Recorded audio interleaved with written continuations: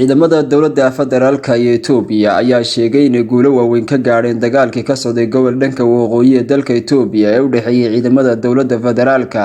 iyo kuwa jamhadda maamulka TPLF. warbaahinta dowladda federaalka ee Itoobiya xaaladda dagaaladaasi si gaar ah ula socotay waliba warbaahin kale oo laga leeyahay caalamka ayaa baahiyay in dagaalkaasi ay guulo ka gaareen ciidamada dowladda federaalku sida ay sheegeen. ciidamada dowladda federaalka ayaa sheegay inay gacanta ku dhigeen goobo istiraatiiji iyo magaalooyin muhiim ah. ciidamada dagaalka ayaa waxa iskugu jira ciriya dhuliyaduna ciidamada militariga xagga cirka ay ka taageerayaan diyaaradaha dagaalka ee dowladda federaalka ee Itoobiya kuwaas oo goobaha la mari waayo iyo goobaha buuraleyda ee dhufayska ka dhigteen TPLF ay dhakada ka duqeynayaan taas oo u sahlasay ciidanku inay sameystaan iyagoo dhufaysyo isla markaana ay ciidankaas ay jabiyaan inay ku dhawaadaan inay dhufaysyadaasi ay galaan.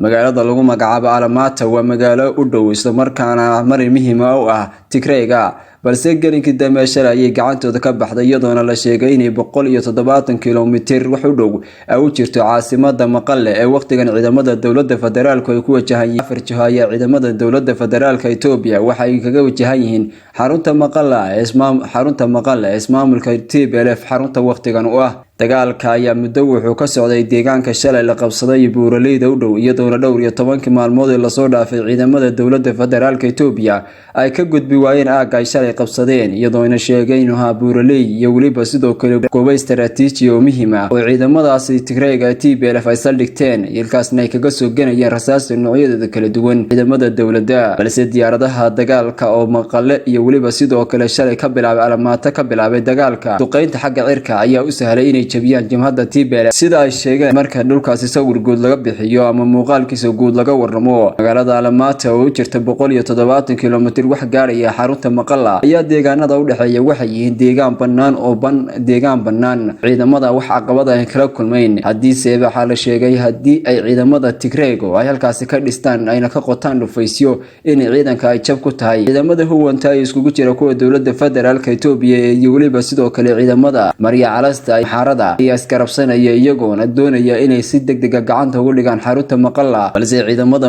diyaaradaha militariga ee dagaalka ayaa dhakada ka taageeri doona iyadoona haddii diyaaradaha dagaalka ay iska difaacaan kooxda TPLF ay ciidamadaasi halkaas ay kala kulmayaan jab aynana geli karin aagaasi. dhulkan bannaan oo la sheegay ilaa iyo 70 kiiloomitir ilaa iyo 80 kiiloomitir ah dhul ah oo u dhaxeeya Alamata iyo Maqale ayaa la sheegay inuu yahay dhul bannaan. haddii ciidamada dowladda federaalku ay helaan taageerada diyaaradaha ay ku guuleysanayaan inayna waxba ku qaadan inay u dhawaadaan isla markaana ay karaarka saaraan caasimadda Maqale balse haddii diyaaradaha ay caqabado kala kulmaan dhanka TPLF oo TPLF iska difaacdo duqeynta diyaaradaha inuu adeegsadaan gataalada ay waqtigan haystaan inay diyaaradaha ku soo ridaan ama ay kaga waabiyaan inay soo galaan aagaasi. warbaahin ku hadasha afka TPLF ayaa sheegtay in dagaalka ka socda gobolka waqooyi ee dalka Itoobiya uu saameyn ku yeelan wadannada khaliijka iyo waliba wadannada gobolka qaybo kamid ah. TPLF ayaa sheegtay in loo adeegsaday diyaaradaha bilaaduuliyaasha oo ayna haysan Itoobiya iyo Afrika toona iyo sidoo kale waliba gantaalo rita dheer iyo tiknoolajiyad iyagoona ku eedeeyay wadana ay kamid yihiin khaliijku inay ka dameeyaan taageeradaas ay siinayaan dowladda. sidoo kale dowladda federaalka Itoobiya gaar ahaan ra'iisul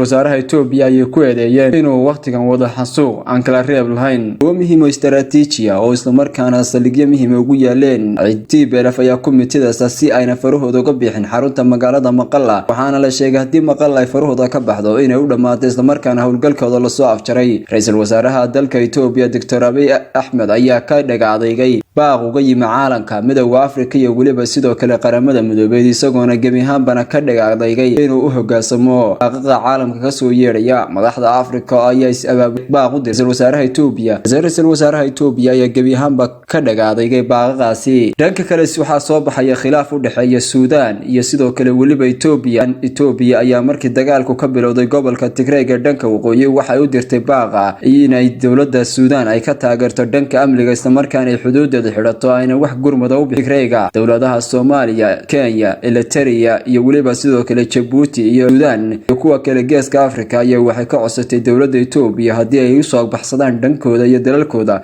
inay u soo gacan geliso jamhadda Tigreega iyo madaxda hogaamisa balse khilaafkan u dhaxeeya dowladda Itoobiya iyo dowladda Suudaan ee soo shacbacaya ayaa la sheegayaa inuu u dhaxeeyo dhul ay ku muransan yihiin Itoobiya iyo sidoo kale waliba Suudaan oo la sheegay inuu dhaco xadka labada wadan ay wadaagaan kaasoo hadda la sheegayo in Itoobiya ay gacanta ku hayso ka kalena Suudaan ayaa waxay waqtigan ku hanjabtay inay xuduudeeda furi doonto inay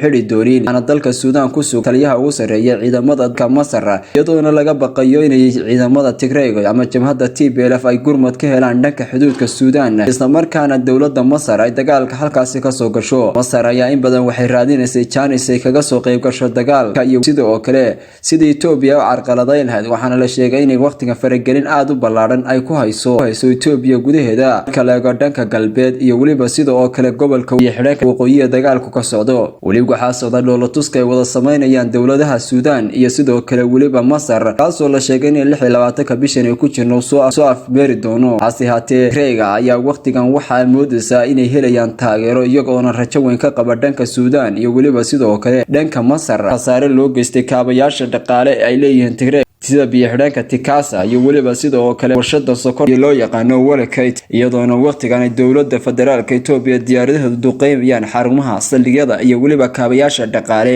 ismaamulka Tigreega Dr. Abiy Ahmed ayaa doonaya in jamhadan la soo afjaro isla markaana gabahaanba horkeena cadaaladda in uu diidan yahay in uu hoggaansamo waxaana waqtigan sheegaya inuu siinayo ciidamadiisu inay si degdeg ah u soo afjaraan ciidamada ayaa wada dadaal xoog leh balse waxaa jira caqabado iyo waliba dhufay